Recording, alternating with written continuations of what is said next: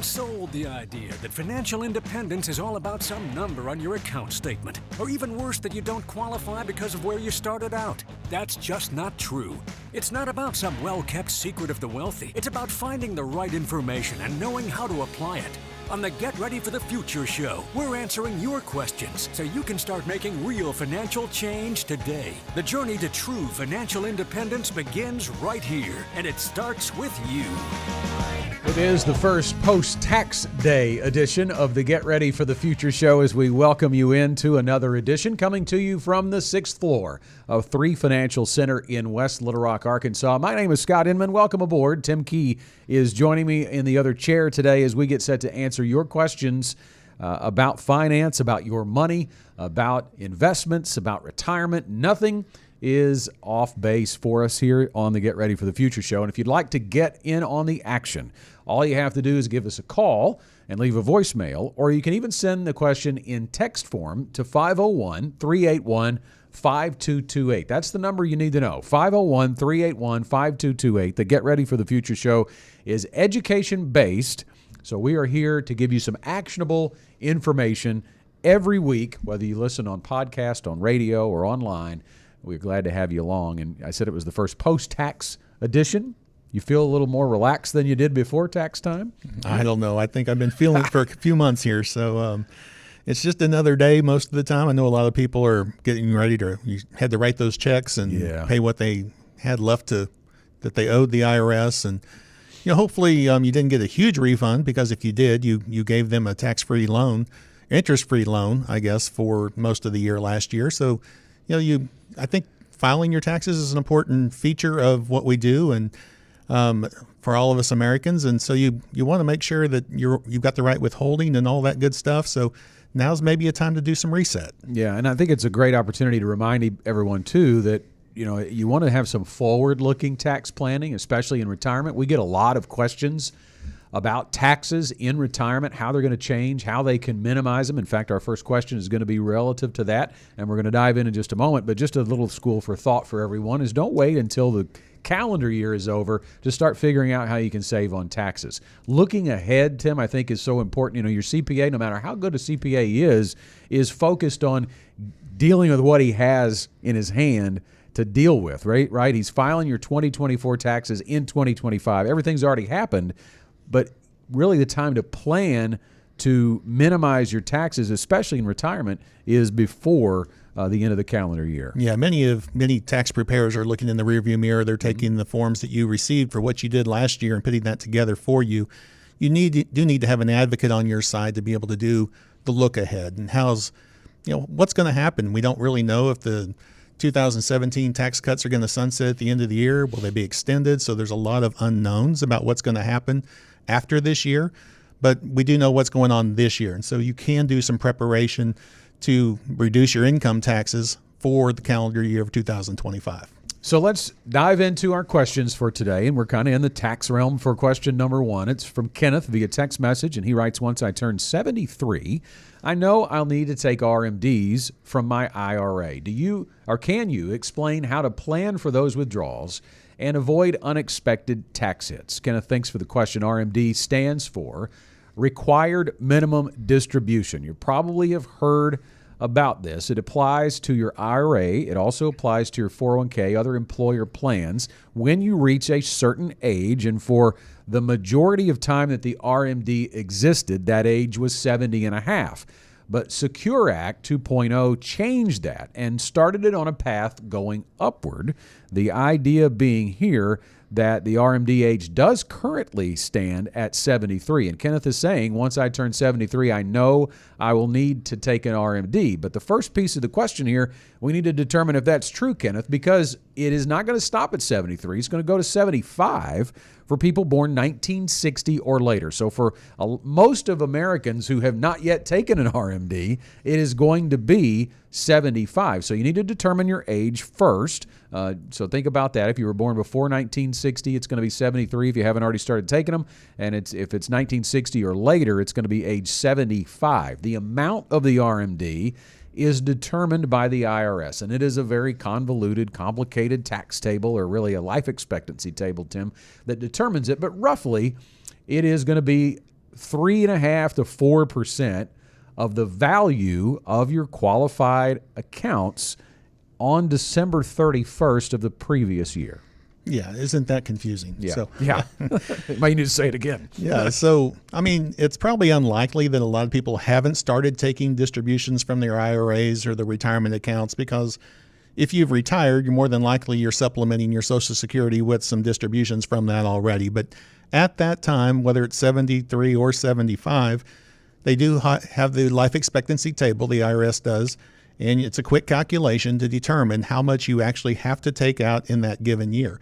The good thing, it's not unexpected, because you can find out January 1st, right after the year end, what your RMD is going to have to be. And so there are some things that we can do that we can minimize taxes. Now, any dollar you pull out of a retirement account will be taxed as ordinary income, but there are some options and some things that are available, such as qualified charitable distributions. If you're a giver to a church or a charity, that you can actually give your RMD or a portion of it directly to a qualified charity, and that does not have to come to you and be included in your income taxes. So that is one easy way to reduce your income tax in that given year and help offset that RMD. So there are definitely some situations where we can identify exactly how much that RMD is going to be and what your taxes will be on that RMD. Yeah, and I think it's important to point out, too, we talked about how the RMD age has been raised because of the Secure Act, but they did not raise the age of eligibility for the qualified charitable distribution. It is still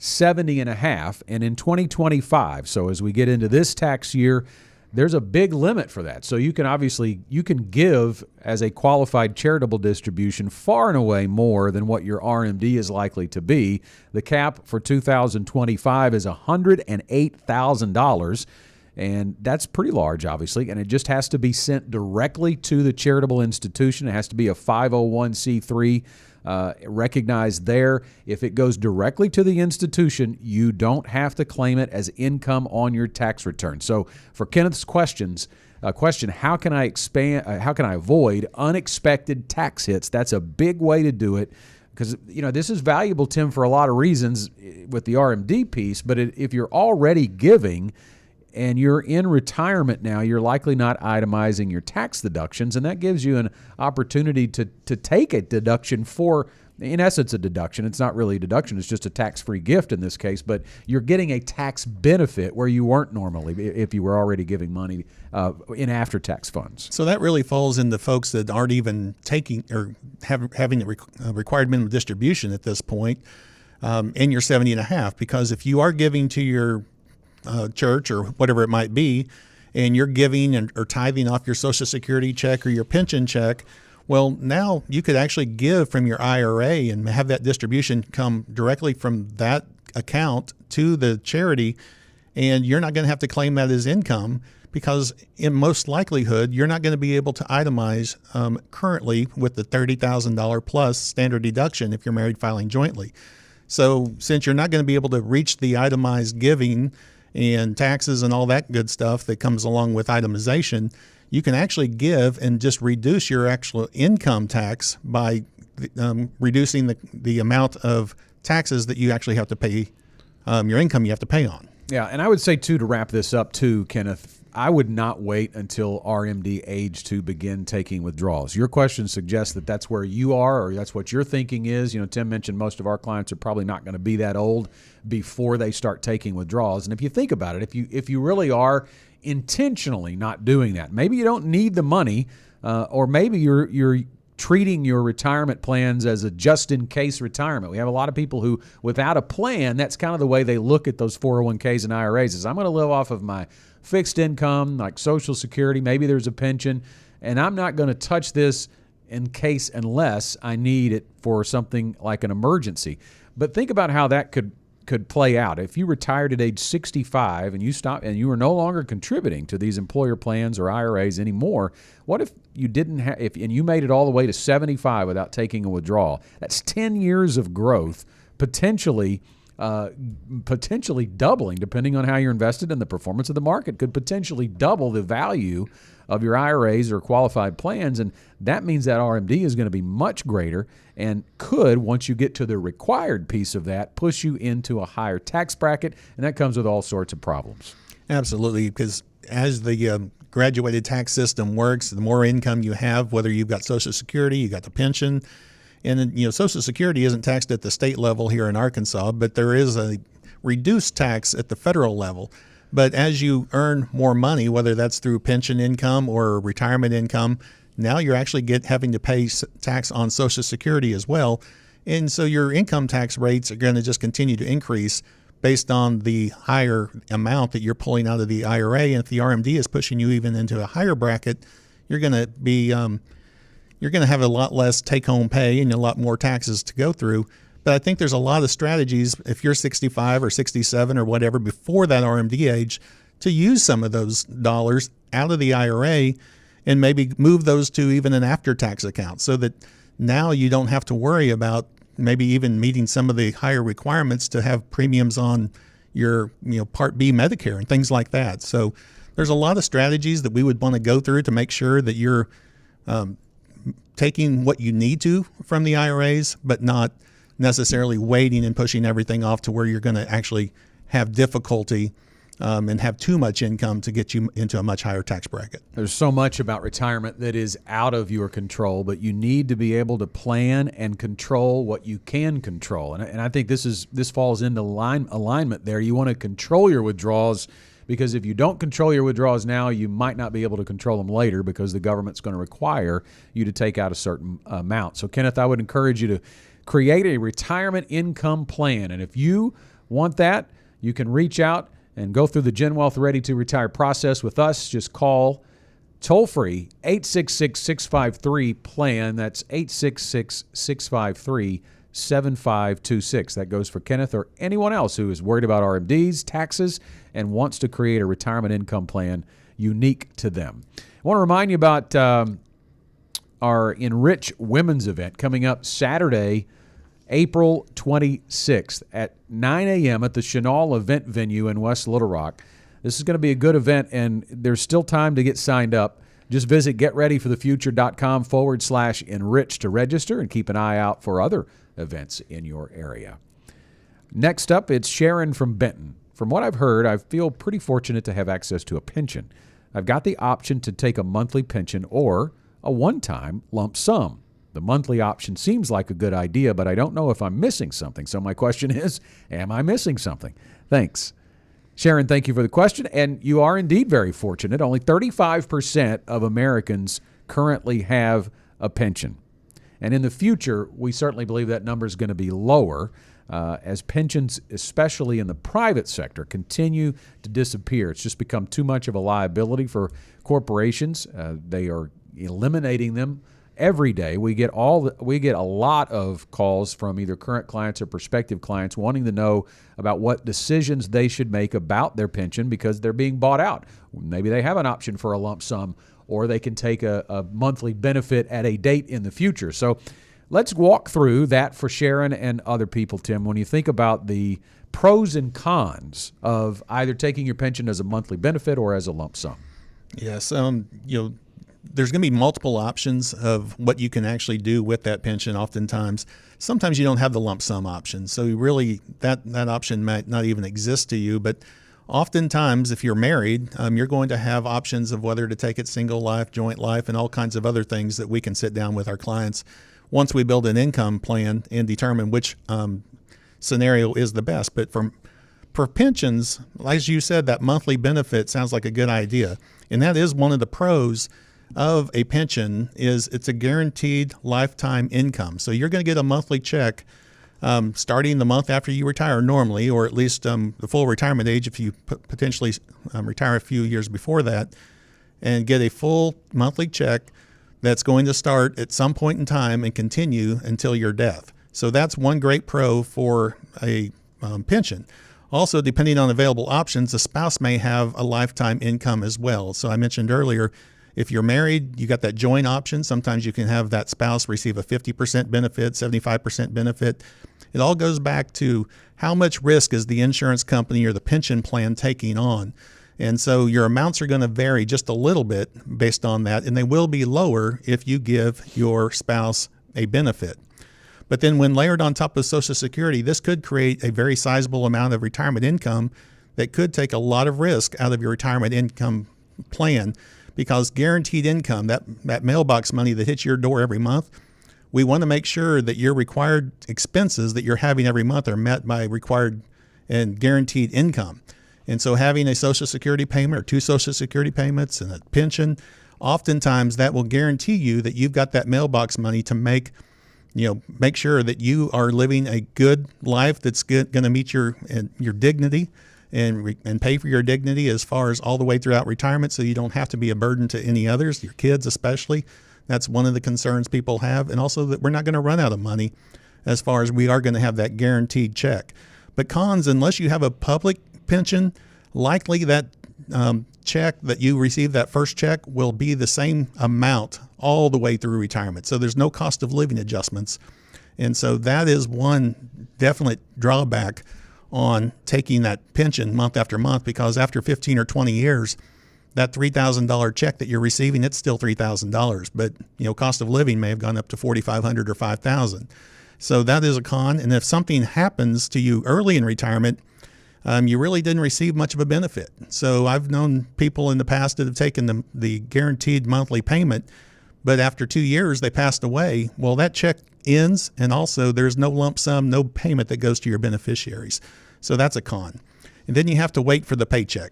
You don't have the option to be able to, if something happens where you need to repair your car, repair your HVAC or something like that, you can't go to a lump sum if you had moved that over to an IRA and grab that money and pay that expense. You're actually having to wait for that next monthly paycheck to come in. And then depending on your other assets, if you have an emergency or lump sum purchases you'd like to make, you're not going to have much flexibility. Again, you're going to have to wait for that next check, and you're not going to be able to really have much that you're going to be able to access unless you have a lot of other IRA funds or something else that you have. But again, this goes back to making sure that your retirement income plan is not only going to provide enough monthly income for you, but also give you flexibility and options throughout retirement. You may take the lump sum then? Take the lump sum, Scott. That was very good. So the pros and cons laid out there by Tim on taking it as a monthly check. How about the one-time lump sum? What do you need to consider? Well, the pros are it gives you a lot of flexibility and access to retirement dollars if needed. Tim just talked about you have to wait on the paycheck if you take it as a monthly benefit. But if you have the lump sum, you have more dollars. Now, of course, you want to plan to make sure you don't raid that and run out, but you do have an account value that will allow you a lot of flexibility and to be able to invest those dollars, which means they could also grow and you could have a larger account value. You can certainly use a portion of that lump sum to purchase an annuity, and if that's the case, you could actually have an annuity that would provide monthly guaranteed income. Tim talked about needing your required income met with guaranteed income on a monthly basis. So if you need $5,000 a month just to pay the bills in retirement, we believe very strongly you need $5,000 in guaranteed income to meet those monthly expenditures. So a pension as a monthly benefit can do that, but you could also take the one-time lump sum, roll it over into an IRA, which is a non-taxable event, and then you have an account value and maybe use a portion of that account value to purchase an annuity that would provide the monthly income you need for your required income and still have the account value. So now you kind of have the best of both worlds, if you will. You have an account value and you have the guaranteed income in case the account value goes to zero.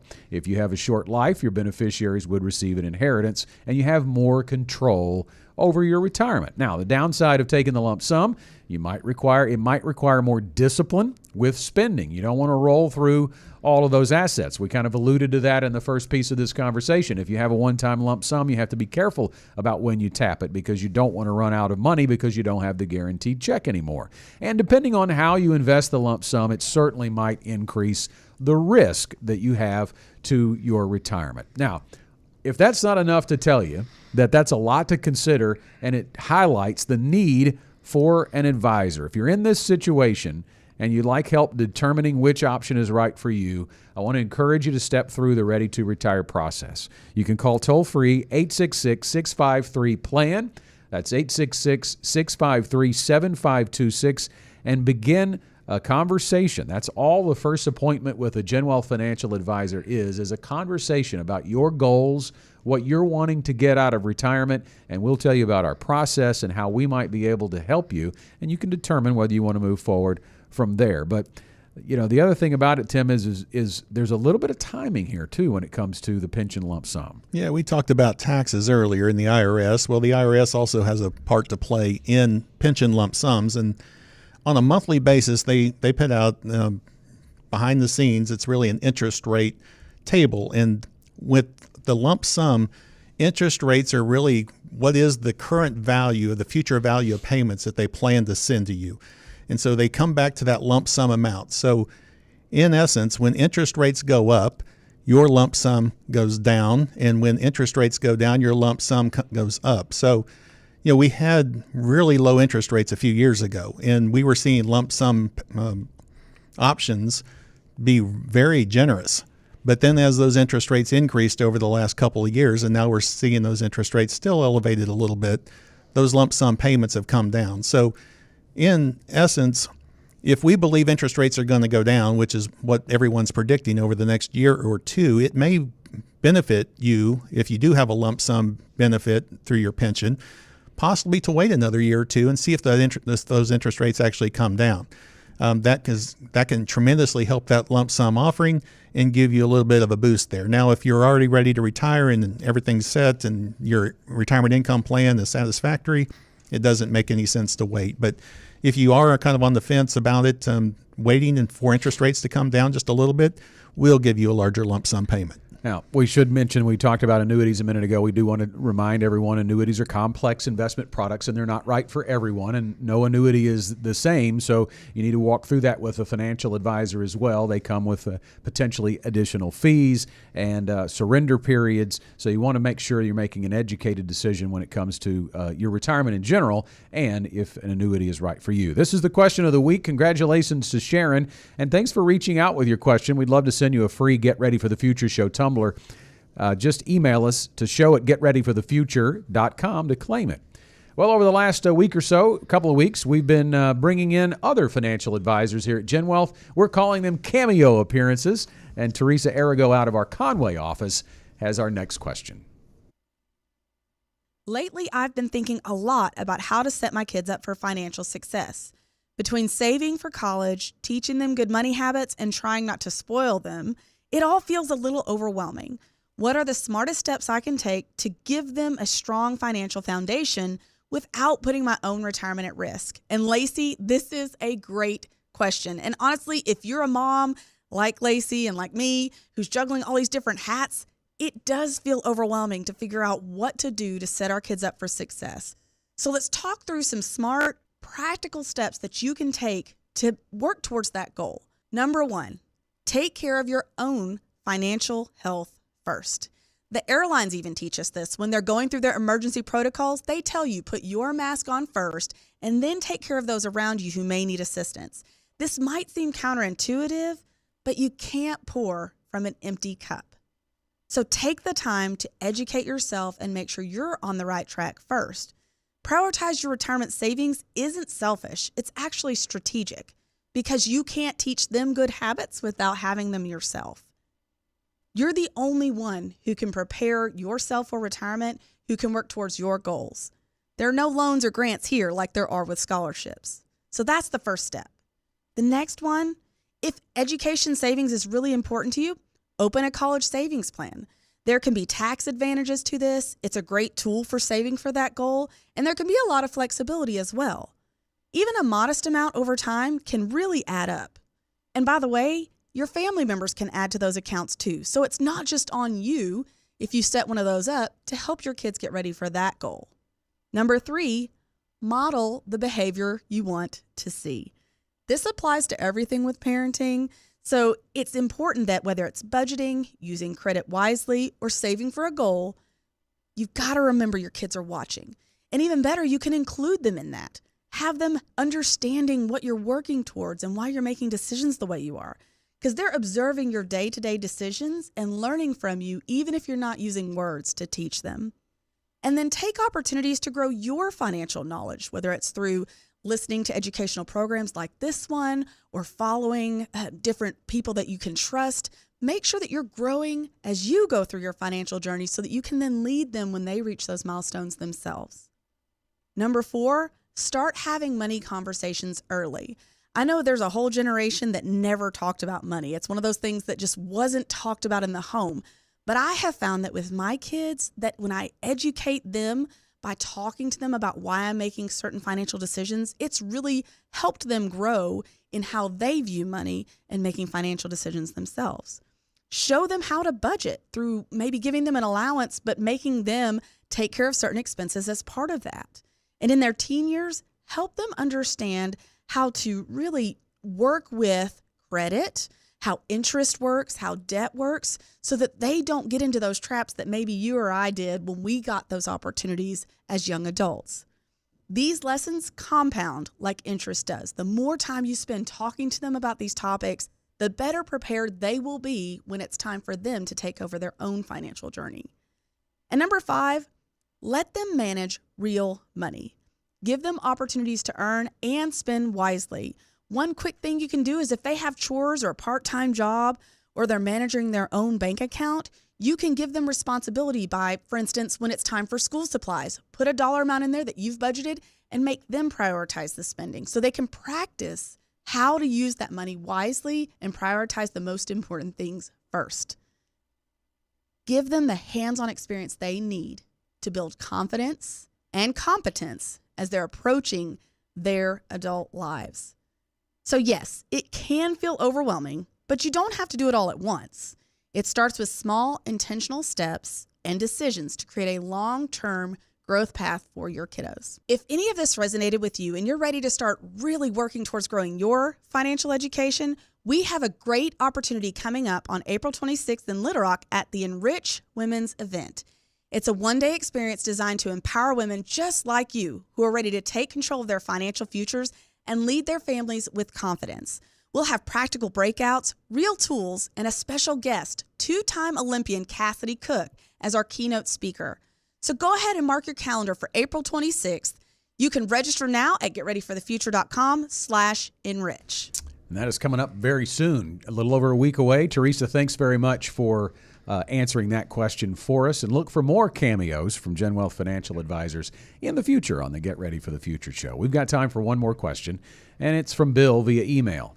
Don't really know what the government's doing, and it's got me worried with potential inflation, market downturns, and possible changes to Social Security. How do I create a retirement plan that can handle all this uncertainty? Bill, a very good question, and I'm sure you're not alone in asking that. First, control what you can control. It is about your economy, not the economy. So you have to take steps to prepare for an all-weather plan. In other words, your investment strategy, if you're getting close to retirement, certainly doesn't need to be entirely in growth mode, entirely in the market. And we're going to talk a little bit more about that in just a minute. But the number one thing I would still say is you do need to stay invested. You know, we had an interview with Andrew Beatty, GenWealth CIO, just last week on the Get Ready for the Future show. And I mean, within 60 seconds of completing that show, Tim, we had a market rebound that was one of the biggest on record. I believe it was the third biggest single-day gain in S&P 500 history. And it brought into mind something we've shown on this show before, but we're going to do it again for our video audience. And it's this concept of missing the best days in the market. Certainly, you could make a case that last week was the best day we're going to have in 2025. It's going to be hard to top it. It's only been topped twice in market history if you're measuring by the S&P 500. But take a look at this for our video audience. The 30-year annualized average return of the S&P 500, 8%, and that's over the last 30 years, as it says there, going from 1994 through the end of 2024. If you miss just the 10 best days of the market over that 30-year time frame, your average, rather than 8%, would have been 5.26%. And you can see the rest of that chart. Miss the 20 best days, your average return is 3.4. Miss the 30 best days, it's 1.83. Miss the 40 best days, and you're pretty much flat. And if you miss the 50 best days over a 30-year time frame, you would actually have a negative return. And the reason is, just like we saw last week, the biggest days in the market tend to happen during the worst times. It's usually during very volatile times. So we're seeing big ups and downs and things like that. It usually comes after a big downturn in the market. We had a couple of big days, and then all of a sudden there was going to be a suspension of the tariffs for 90 days, and boom, the market took off and was up almost 10%. Yeah, we don't see that very often. And oftentimes when we do see it, I mean, it's rough times. And I know that there's people out there that get concerned when that market starts going down and they start seeing their retirement account balances go down, especially if you're closing in on retirement. But jumping out, we say that, no one gets hurt on a roller coaster unless you jump off, so we don't want to jump off the ride. We want to make sure that we stay the course, because again, we saw right there on that chart how quickly your returns go down if you just get out of the market and try to time it maybe when you're missing those best days, because those best days don't come around very often. And so we need to stay the course. But then again, if we're close to retirement, in that retirement red zone, we've got those long-term assets that we need to stay the course, but we also need to start bringing some a little bit more conservative. So again, we need to make sure that we have a plan that's going to weather the storms that we go through. And this is one of those storms that we're going through. There's a lot of noise out there right now with all kinds of different things, whether it's the tariffs or whether it's what the government's doing, how sometimes not working together, what Social Security may take place there in the next 10 years. So there's lots of things that we need to make sure that we are looking at, but we need to control what we can control. Yeah, and when it comes to that investment strategy, we've already alluded to it, but let's kind of nail down here as we only have about a minute and a half left until our final bell. When you think about dividing that volatility out, we just said with your growth investments, with your stock-related investments, you have to be still long-term minded. You have to have that mentality that you're in it for the long haul, and you can't bail because you might miss the best days, and that affects your overall return.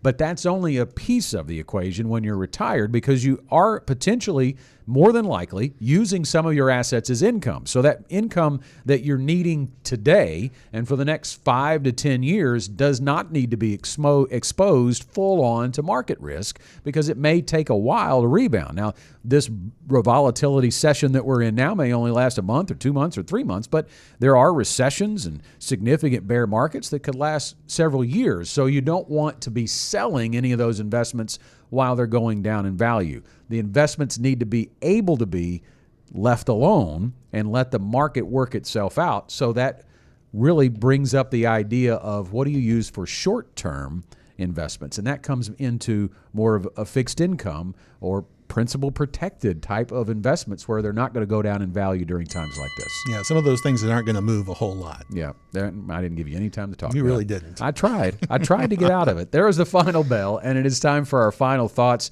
And Bill, I will say for Bill, we didn't really get a whole lot of time on your question, but we just took the bird's eye view of it. But if you want to learn more about the bucketing strategy that we use for investment strategy and for withdrawal strategy, a retirement income plan is the answer. And we'll talk a little bit more about how Bill and anybody else can get one when I come back for my final thoughts. Tim, we'll start with you, though. Yeah, absolutely. I think just all this, have an advocate. I mean, there's so many different things, so many different questions people have. You may hear different things. There's lots of noise out there. So financial education, a lot of people Google things and they're learning things and they think they're right, but everyone's got their own opinion, and it's so easy to put things out on the internet anymore. Find someone that's actually going to have your best interest in mind. Sit with them. We love doing that with our clients and being able to help them through this process because there are so many moving parts. We just want to simplify that for them and educate them so they have an understanding and also feel good about going into retirement. Yeah, and we call our process the GenWealth Ready to Retire process. And it is just that. It is not going to be a meeting that lasts an hour and we tell you what you need to invest in. We want to learn about you, as Tim said. We want to hear about your goals, what your dreams are for retirement, and then show you our process on how we build a retirement income plan for our clients. And if that sounds good to you and we move forward, we will build a retirement income plan designed for you with an investment strategy that is designed to weather all this volatility in the market, all the uncertainty. And let's be honest, the uncertainty is not going to end. There's always going to be uncertainty. If you'd like to step through that process with a GenWealth financial advisor, just call us toll free, 866-653-PLAN. You can do that now, 866-653-7526. And that's all the time we have for this week's Get Ready for the Future show. Thanks to everybody who sent in a question. If you've got one, just something lingering on your mind, we know you've got financial questions, get it to us. You can leave a voicemail or text at the number 501-381-5228, and we'll see you again next time. The GenWealth financial team is available to you 24/7 at info@getreadyforthefuture.com or call our offices at 866-653-PLAN. That's 866-653-7526. You should personally consult a financial advisor before making any investment, and no strategy can assure success. Securities offered through LPL Financial, member FINRA SIPC. Investment advice offered through Independent Advisor Alliance. Independent Advisor Alliance and GenWealth Financial Advisors are separate entities from LPL Financial.